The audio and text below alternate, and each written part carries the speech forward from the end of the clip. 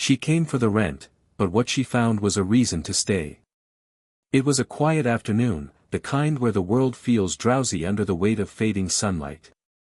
My apartment wasn't much, a little messy, books scattered on the table, an unfinished mug of coffee gone cold. I was buried in my work when I heard it, a soft but firm knock on my door. When I opened it, there she was. My landlady. 42, maybe 43, though she carried herself with the kind of poise that made her look timeless.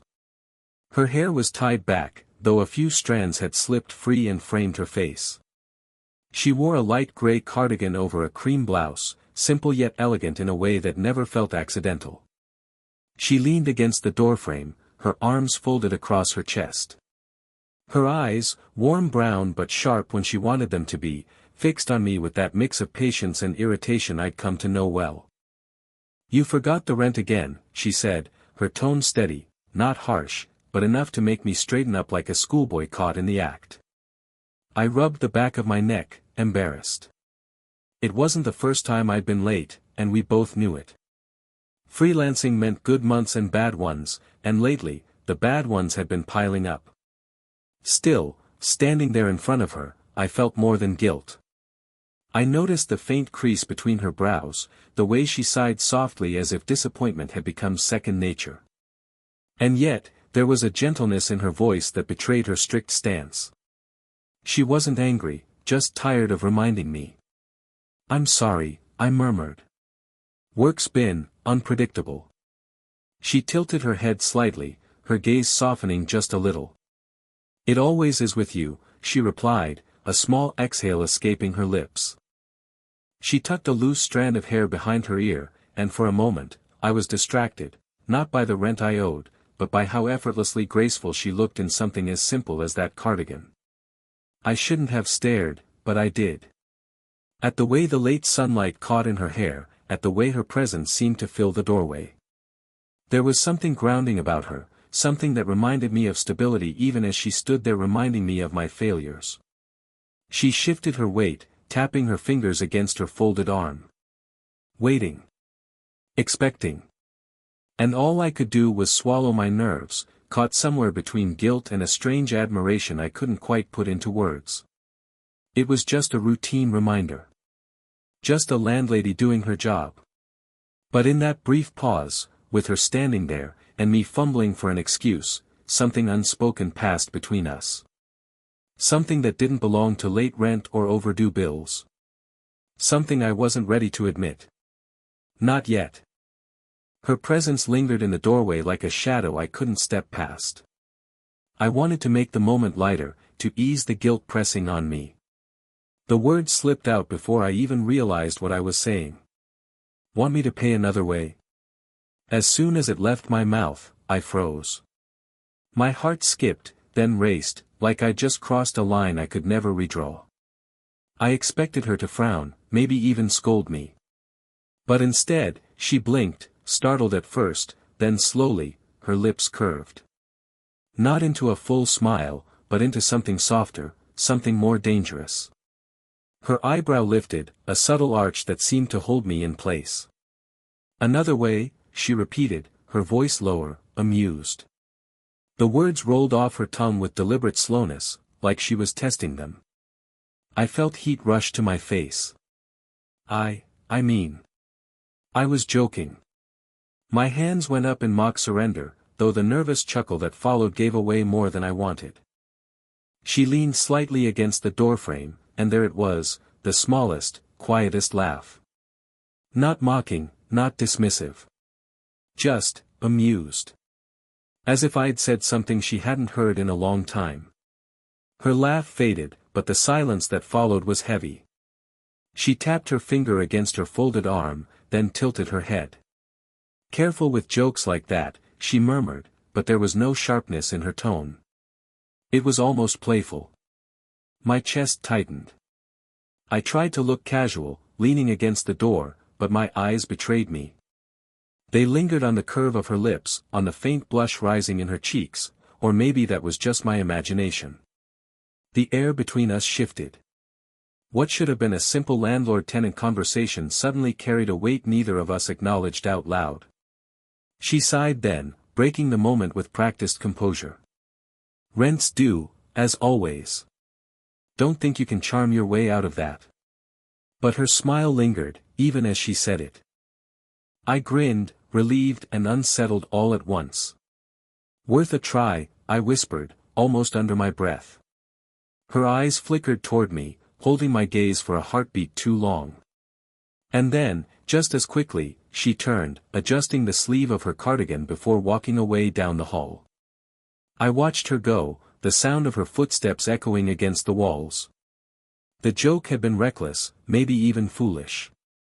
Yet, instead of anger, I saw something else flash in her eyes: curiosity. A spark I couldn't ignore. And for the first time, I wondered if my late rent was the only reason she kept knocking on my door. That night, long after the hallway had gone quiet, I heard another knock. Softer this time. Not the firm reminder of responsibility, but something hesitant, almost personal. When I opened the door, she was there again. Not in her neat cardigan this time, but in a looser sweater, her hair tied up more carelessly, a mug of tea warming her hands. She gave me a half smile, one corner of her lips lifting like she wasn't sure if she should be there at all. "I didn't mean to bother you," she said quietly. "The power's been flickering. I just wanted to check if everything was fine." I nodded, stepping aside, and to my surprise she walked in. She sat down on the edge of my couch, her posture neat but her eyes wandering, as though she didn't want to look too directly at me. For a while, we spoke about nothing. The weather. The unreliable wiring in the building. Her careful sip of tea filled the pauses between words. But then, without planning to, I confessed, "It's been rough lately. Work's hit or miss, and I'm always chasing the next invoice. That's why, well, the rent slips through the cracks sometimes." Her eyes lifted to mine. There was no judgment there, only quiet understanding. She let out a breath and leaned back, cradling her mug close. "Do you think I enjoy being the one who knocks on doors, reminding people they've fallen behind?" she asked softly. "I don't. It makes me feel invisible, like the only thing people see me for is responsibility. Rules. Notices taped to doors." Her voice faltered on that last part, and for the first time, I saw past her composure. Past the landlady mask. She wasn't just strict or elegant, she was human, with loneliness sitting quietly behind her careful posture. I shifted closer, enough that the warmth of her tea mingled with the faint scent of lavender from her sweater. "You're not invisible," I said, surprising myself with the firmness in my tone. "Not to me." Her lips parted, just slightly, and then she laughed.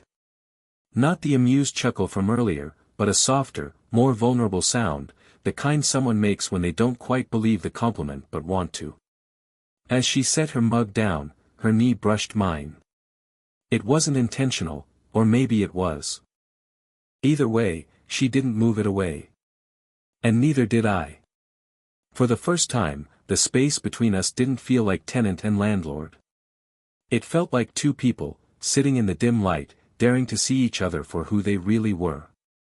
The storm arrived suddenly, like the sky had been holding its breath all day and finally exhaled in a rush of rain and thunder. The lights in my apartment flickered, then went out completely, leaving me in silence broken only by the steady drumming of rain against the windows. I lit a candle on the coffee table, its flame casting long shadows across the room. Just as I settled into the quiet, there was another knock, softer, almost drowned out by the storm. When I opened the door, she stood there with a flashlight in her hand, her hair damp at the edges, tiny beads of rain clinging to the shoulders of her cardigan. "Power's out for the whole block," she said, her voice half practical, half apologetic. "I thought I'd check on you." I stepped aside, and she slipped in, brushing raindrops from her sleeve. The faint glow of my candle lit her face, softening her features in a way I had never seen before. She looked less like the composed landlady I was used to and more like someone simply seeking company. We sat together on the couch, the storm pressing in on all sides. She shivered, pulling her cardigan tighter around her shoulders. Without thinking, I reached for the blanket draped across the backrest and offered it. She hesitated, then slid closer, tucking herself under its warmth. Our shoulders touched. Just lightly, just enough to remind me she was there. I told myself it was nothing, a small courtesy in a darkened apartment, but the weight of her presence beside me made every second feel stretched, suspended. Neither of us spoke for a while. The candle flickered, the rain drummed, and the silence between us deepened into something charged. My hand rested on the couch cushion, inches from hers. I didn't dare move, but I didn't pull away either. Then, almost absent-mindedly, her fingers grazed mine.